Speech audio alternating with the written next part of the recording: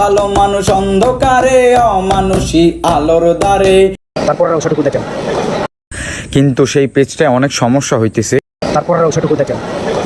হাতে নাইমা সিয়াম খলিফা দিয়েছে রক্ত ঢেলে। তারপরের অংশটুকু দেখেন। আমি হাম্বির, আমি ছায়ানট। তারপরের অংশটুকু দেখেন। আমাদের দেখাইতেছে যে প্রত্যেকটা ভিডিওতে ইস্যু, কোনো ব্যাকগ্রাউন্ড মিউজিক নেই আমার কন্টেন্টে।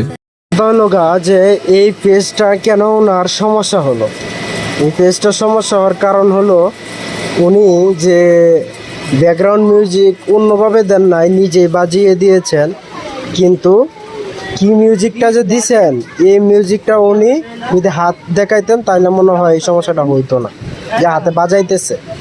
আর দ্বিতীয় যে সমস্যাটা আমি বুঝতে পারতেছি, যে দ্বিতীয় সমস্যাটা হলো যে উনি একটু বক্তব্য যেগুলো দিয়ে থাকেন, মানে চর্চা যেগুলো করেন, এই চর্চাগুলো একটু আপনার বিদ্রোহী ভাব আসে।